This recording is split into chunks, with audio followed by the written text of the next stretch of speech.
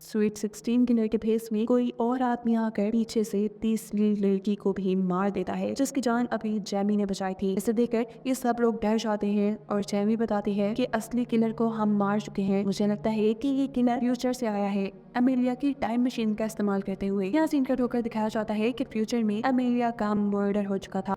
कहानी एक टाउन की है जहाँ से 35 साल पहले 3 लड़कियों का मर्डर हुआ था, जिनकी कहानी आज हैलोवीन के दिन इस्लामी न्यूज रिपोर्टर सबको बता रहा है। जिन लड़कियों का मर्डर हुआ था उन तीनों की ही उम्र 16 साल थी और तीनों को ही 16 बार स्टैब करके मारा गया था। किलर ने ये सभी मर्डर मास्क पहन के किए थे, इसीलिए वो आज तक पकड़ा नहीं गया। उसने क्योंकि 16 साल की जवान लड़कियों को मारा था, इसीलिए उसका नाम स्वीट 16 किलर के नाम से मशहूर हो गया। लोग उससे डरने लगे, यहाँ तक कि लोग अब हैलोवीन पर भी उसी का गेटअप लेने लगे थे। हर सीन अब जिमी नामी एक लड़की की तरफ शिफ्ट होते हैं जिसकी एक दोस्त है अमील। ये दोनों कॉन्सर्ट में जाना चाहती है पर इनके पेरेंट्स इन्हें इजाजत नहीं दे रहे। हालांकि वो ये बात जानते भी है कि जिमी को सेल्फ डिफेंस आता है, वो कराटे चैंपियन है, पर उसके पेरेंट्स की डरने की वजह उनके दिल में बैठा हुआ पुराना खौफ है। पता चलता है कि जिन लड़कियों के मर्डर की कहानी हमने सुनी है वो अमेलिया और जिमी के पेरेंट्स की क्लास फेलोज थी। और इस वक्त जिमी के डैड ये फैसला करते हुए इस लड़ाई को खत्म करते हैं कि वो खुद जिमी और अमेलिया को कॉन्सर्ट में लेकर जाएंगे। पीछे घर पर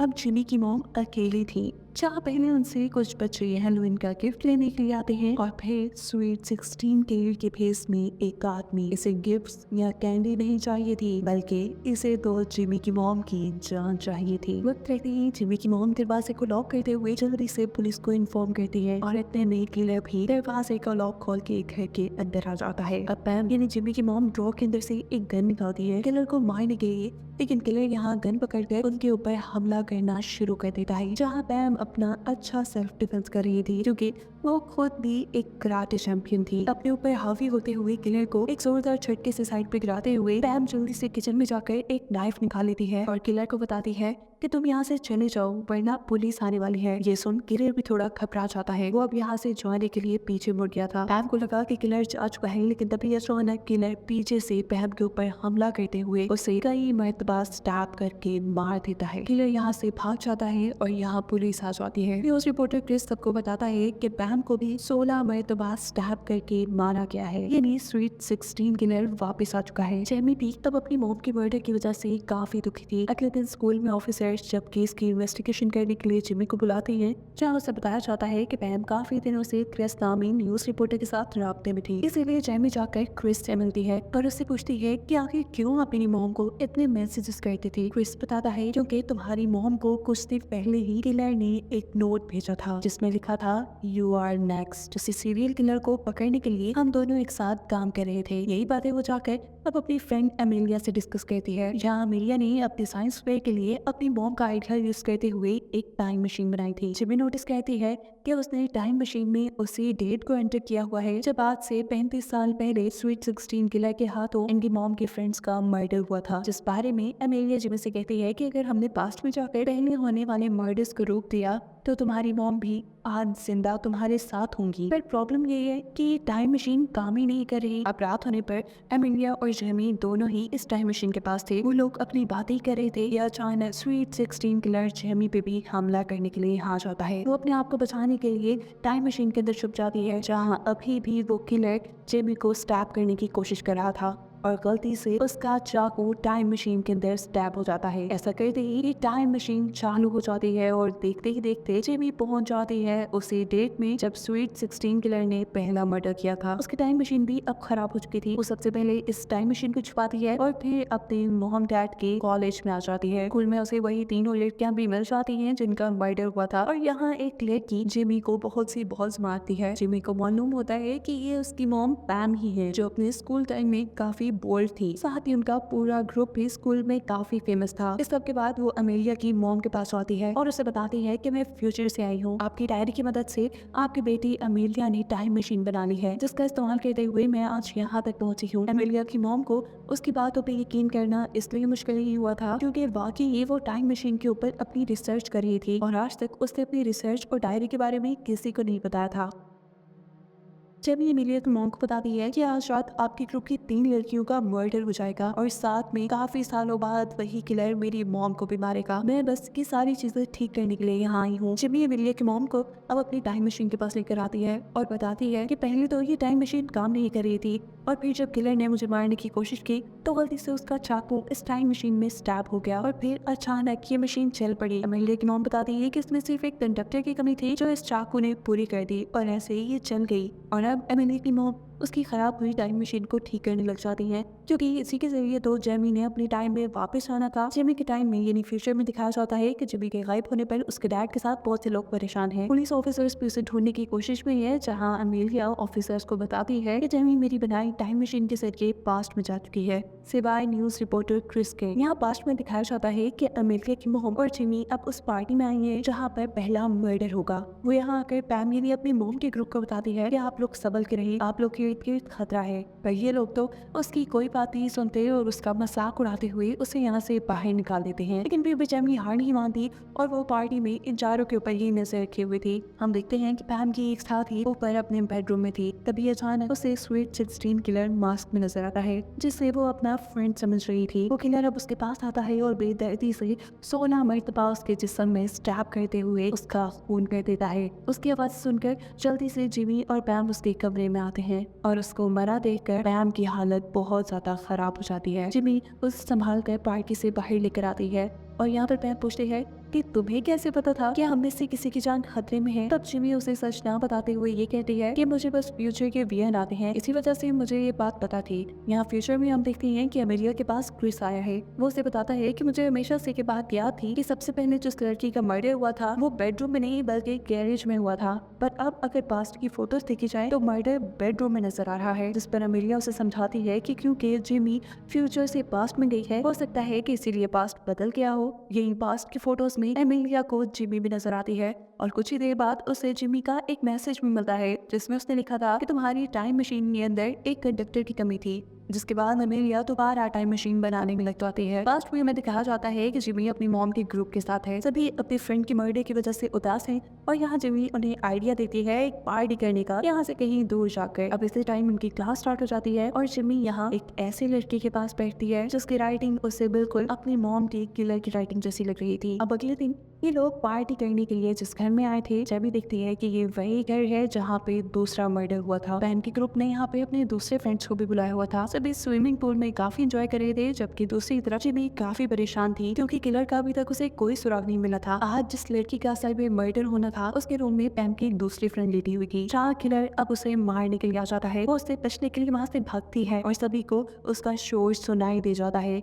ये सब लोग वहाँ आ जाते हैं, लेकिन इससे पहले कि ये लोग कुछ कर पाते, उस लड़की को बचा पाते, वो किलर 16 बार स्टैब करके इस लड़की को मार चुका था। पास में जिमी और जिमी के डैड इस किलर को पकड़ने की कोशिश करते हैं, लेकिन ये किलर बड़ी आसानी से दोनों को मारकर गिरा कर यहाँ से भाग जाता है और इस मर्डर की रिपोर्ट करते हैं पास्ट में क्रिस के डैड। यहीं पर एमिलिया की मॉम आकर जिमी को बताती है कि मैं तुम्हारी टाइम मशीन ठीक नहीं कर पाऊंगी क्योंकि उसमें काफी सारे पार्ट्स ऐसे लगे हैं जो फ्यूचर के हैं। लेकिन परेशानी की बात नहीं, मैंने टाइम मशीन का एक छोटा और मेजर पार्ट बना लिया है। इसे एक बड़े पावर हाउस की जरूरत है जिसके बाद ये काम करने लगेगा। अभी ये लोग बातें ही कर रहे थे कि यहाँ सामने जिमी को उस लड़की का ट्रक नजर आता है जिसकी राइटिंग उसे किलर से मिलती जुलती लगी थी। वो सब कुछ छोड़ छाड़ कर उस लड़की का ट्रक चेक करने के लिए जाती है, लेकिन यहाँ पर तो खिलौने के अलावा कुछ भी नहीं था और वो लड़का भी काफी डरा सहमा था। वो जब यही बातें कर रही होते हैं तो यहाँ पर डॉग नाम का एक आदमी आता है जो भी पैम का एक क्लास फेलो है। वो उससे कहता है कि अगर कोई भी मुश्किल हो तो तुम मुझे बताना, मैं एक कराटे चैंपियन हूँ और सब कुछ बड़ी आसानी से सॉल्व कर देता हूँ। इसके बाद दोबारा जिमी एमिलिया के मॉम के पास जाती है जो अभी भी अपनी टाइम मशीन के लिए बड़ा पावर हाउस ढूंढ रही थी। जब जिमी को वहाँ पर एक झूला नजर आता है जो एक परफेक्ट पावर हाउस का काम कर सकता था। ये लोग अब झूले के पास जाकर उसके कंट्रोलर से कहते हैं कि आपके झूले में कोई खराबी है और हम उसे ठीक करना चाहते हैं, अगर आप इजाजत दे तो। ये झूले वाला भी मान जाता है और वहाँ से खड़ा होकर बाहर निकल जाता है और एमिलिया की मॉम अब उस टाइम मशीन को इस पावर हाउस के साथ कनेक्ट करना शुरू कर देती है। दूसरी तरफ जिमी अब पैम के ग्रुप से मिलती है और उन्हें बताती है कि कल जिस लड़की का मर्डर हुआ फ्यूचर टाइम के मुताबिक उसका मर्डर आज होने वाला था, जबकि किलर ने कल दूसरी लड़की को मारना था। अब क्योंकि वो अपने सही टारगेट को नहीं मार पाया, इसीलिए आज वो इस लड़की को मारने के लिए वापस जरूर आएगा। अगर हम सब लोग मिलकर काम करें तो हम इस लड़की की जान भी बचा सकते हैं और किलर को भी पकड़ सकते हैं। सभी लोग उसकी मदद करने को मान जाते हैं, जबकि फ्यूचर में दिखाया जाता है कि अमेलिया ने भी अपनी टाइम मशीन बना ली है। वो क्रिस से कहती है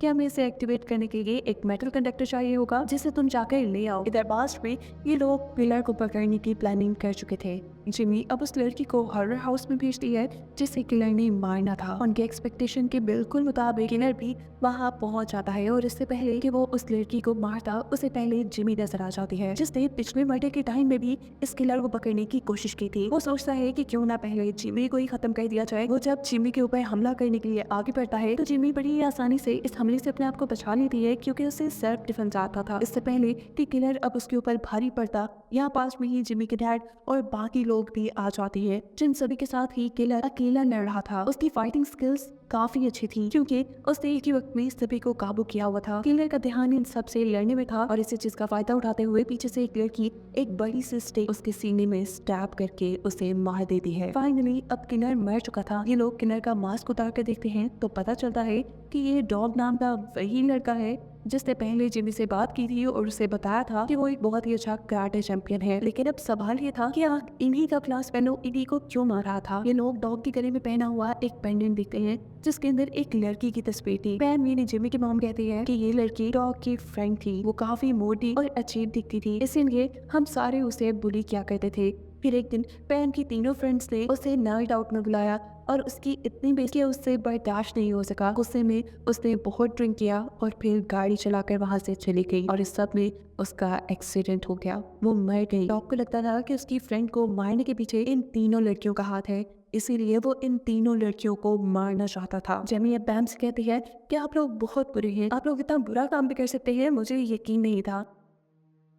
पैम कहती है नहीं मैं नहीं, मैं उस दिन पार्टी में भी नहीं थी। लेकिन जेमी उसकी कोई भी बात सुने बगैर वहां से बाहर चली जाती है। उसे अफसोस हो रहा था कि पैम जैसी बुरी लड़की उसकी मॉम है। अभी ये लोग यही बातें कर रहे होते हैं कि स्वीट 16 किलर के भेस में कोई और आदमी आकर पीछे से तीसरी लड़की को भी मार देता है जिसकी जान अभी जेमी ने बचाई थी। इसे देखकर ये सब लोग डर जाते हैं और जेमी बताती है कि असली किलर को हम मार चुके हैं। मुझे लगता है कि ये किलर फ्यूचर से आया है अमेलिया की टाइम मशीन का इस्तेमाल करते हुए। यहाँ सीन कट होकर दिखाया जाता है कि फ्यूचर में अमेलिया का मर्डर हो चुका था। यहाँ पास्ट में दिखाया जाता है कि फ्यूचर से आए हुए इस किलर ने जाकर पास्ट के टाइम रिपोर्टर को यानी क्रिस के डैड को भी मार दिया था। इसी सारी अफरा तफरी के अंदर अमेलिया की मॉम टाइम मशीन को एक्टिवेट कर देती है और जेमी से कहती है कि तुम तो एटलीस्ट अपने टाइम में वापस जाओ, अगर तुम्हें यहाँ कुछ हो गया तो सब कुछ बर्बाद हो जाएगा। जेमी टाइम मशीन के अंदर आ जाती है और किलर उसे भी मारने के लिए टाइम मशीन में आ जाता है। वो यहाँ जिमी को मार ही देता, पर इतने में पैम यहाँ पे आती है और वो पीछे से किलर का गला पकड़ लेती है। किलर ने एक ही झटके में पैम से अपनी जान छुड़वा ली थी। अब ये दोनों किलर से लड़ने की कोशिश में थी, लेकिन किलर